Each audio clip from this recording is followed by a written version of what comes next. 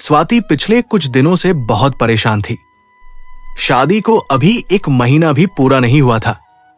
फिर भी स्वाति को देखकर ऐसा लगता था कि उसके चेहरे पर कोई खुशी नहीं है।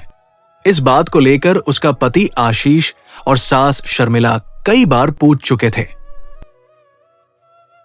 स्वाति बेटा, क्या बात है? मैं देख रही हूँ, जब से तुम शादी होकर इस घर में आई हो, तुम बहुत परेशान रहती हो। क्या तुम्हें यहाँ ससुराल में कोई परेशानी है बहू? नहीं मम्मी जी, ऐसी कोई बात नहीं है। बल्कि मैं तो खुद कहना चाहती थी कि आप सब मेरा इतना ख्याल रखते हो, मुझे मम्मी के घर की याद ही नहीं आती। बस ऐसे ही थोड़ी थकान रहती है। हो सकता है शादी की भागदौड़ में ऐसा हो गया हो। मम्मी, मैं कितनी बार तो स्वाति को कहता हूँ कि कुछ खाया पिया करे। देखो, आप जो आलू के पराठे और दही रख कर आई थीं, मुश्किल से 1 या 2 टुकड़े ही खाए होंगे। बोल रही है, मुझे भूख नहीं है। तुम्हें पसंद नहीं आया नाश्ता बहू? नहीं मम्मी जी, नाश्ता तो बहुत टेस्टी बना था। आलू के पराठे मुझे बहुत पसंद आए। 1 सेकंड, मेरा मोबाइल बज रहा है, मैं अभी आती हूँ। स्वाति दौड़कर कमरे में जाती है और फोन उठाती है।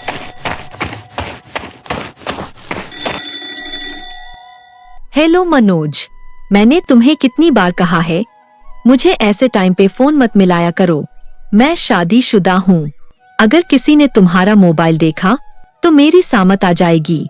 क्या करूं डार्लिंग, तुम्हारी आवाज सुनने को दिल तरस रहा था, बस इसलिए फोन कर लिया। अच्छा ये बताओ, मिलने कब आ रही हो? 1 महीना होने वाला है तुमसे मिले हुए। मैं तुमसे मिलने नहीं आ सकती, मेरा आना मुश्किल है। देखो, मुझे मना करके तुम गलती कर रही हो। तुम जानती हो मैं क्या कर सकता हूँ। मनोज, तुम ऐसा क्यों कर रहे हो?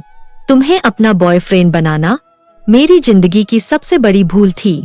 तुम मेरी प्रॉब्लम्स ही समझ नहीं रहे हो और तुम इतना गिर जाओगे, ये मैंने कभी नहीं सोचा था। तुम तो कहते थे कि तुम मुझे बहुत प्यार करते हो।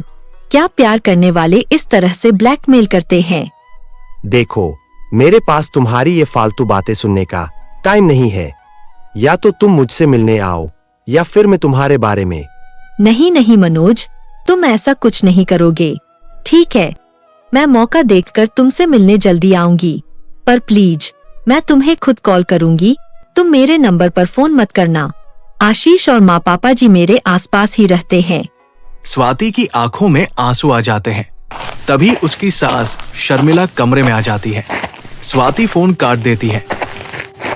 स्वाति बेटा, क्या बात है? कौन था ये लड़का जो तुम्हें डरा रहा था? मैंने सब सुन लिया है, मुझे सच सच बताओ, कुछ भी छुपाने की जरूरत नहीं है।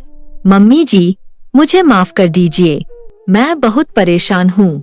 आप मुझे जो सजा देना चाहती है वो दे दीजिए, पर मेरी कोई गलती नहीं है।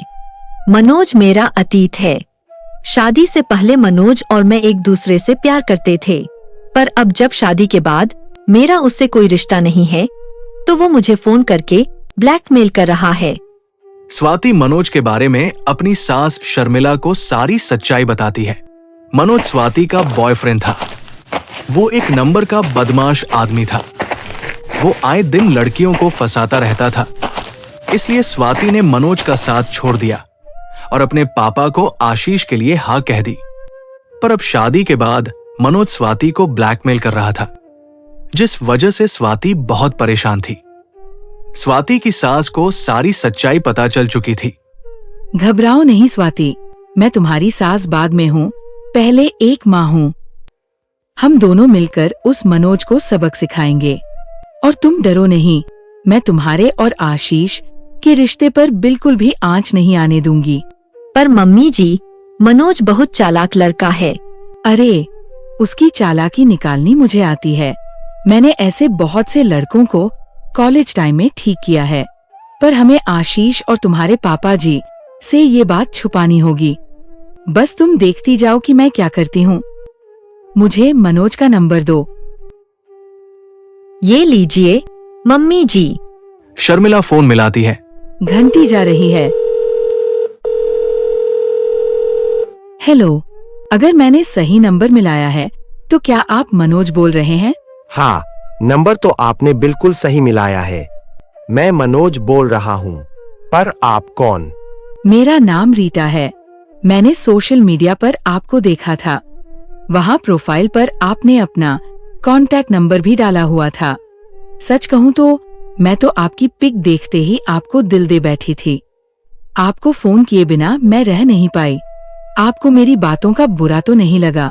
नहीं नहीं, मुझे आपकी बातों का बुरा नहीं लगा। मैनेजर अंकल, मैंने आपको कहा तो है आप 20 लाख का चेक काट लीजिए, मैं साइन कर दूंगी। बाकी पापा ऑस्ट्रेलिया से आएंगे तब आप उनसे बात कर लीजिएगा। अभी मैं फोन पर बिजी हूँ, आप थोड़ी देर बाद आना। मनोज से इस तरह झूठी बातें करते शर्मिला स्वाति को आंख मारती है। अब तक स्वाति सब कुछ समझ गई थी। शर्मिला एक पैसे वाली लड़की बनकर मनोज से बातें कर रही थी। शर्मिला से बात करने के चक्कर में मनोज ने अब स्वाति को भी फोन करना बंद कर दिया। इससे स्वाति को थोड़ी तसल्ली हो गई।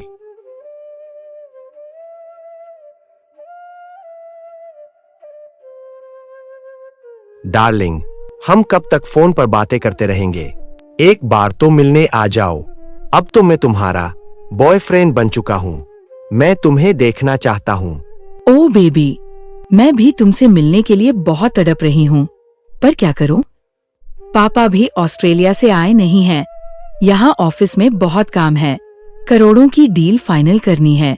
अच्छा ठीक है, मैं तुमसे कल शाम 6 बजे मिलती हूँ।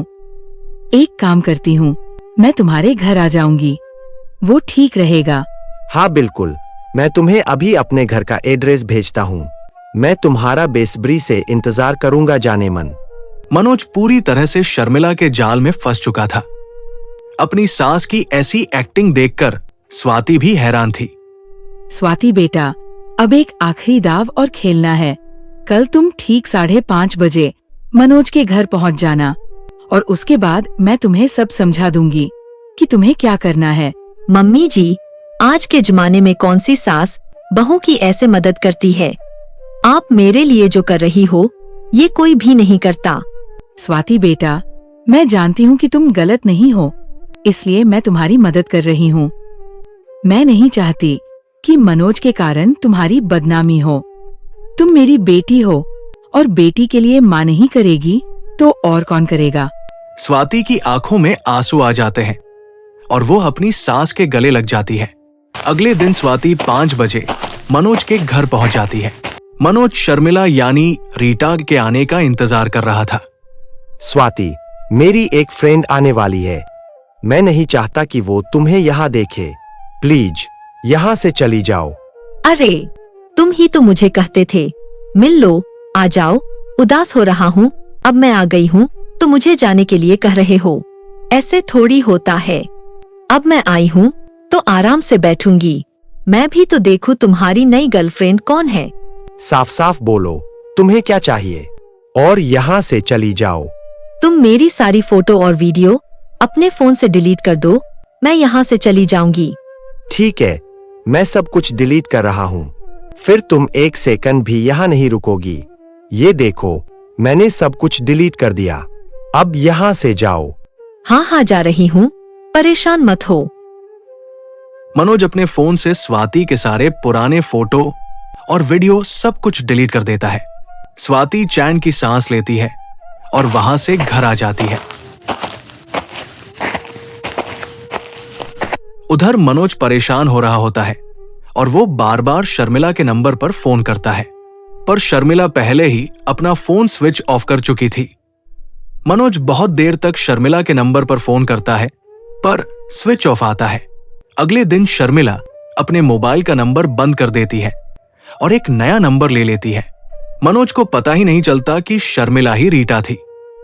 वो तो रीटा को फोन मिलाने की कोशिश कर रहा था, पर उसे क्या पता था कि रीटा नाम की कोई लड़की थी नहीं। वो अपना सिर पीट लेता है। अब उसके पास स्वाति को भी ब्लैकमेल करने के लिए कुछ नहीं बचा था जिससे वो स्वाति को तंग कर सके। आशीष के पिता कहा, अरे क्या बात है शर्मिला, आज तुम दोनों सास बहू बड़ी खुश दिखाई दे रही हो। हाँ पापा, मैं भी यही देख रहा हूँ। दोनों इतनी देर से हंस हंस कर बातें कर रही है। पर बात क्या है ये नहीं बता रही। अरे बोल तो दिया, हम सास बहू के बीच की बात है, तुम दोनों आदमी नहीं समझोगे, क्यों बहू? हाँ मम्मी जी, ये तो सच है। ये बात आपके और मेरे बीच की है, और इस बात के लिए फिर से एक बार thank you mummy ji. Love you. Love you too मेरी प्यारी बहू रानी। दोस्तों, ये फैमिली स्टोरी आपको कैसी लगी नीचे कमेंट में हमें जरूर बताइएगा। कहानी को पूरा देखने के लिए शुक्रिया।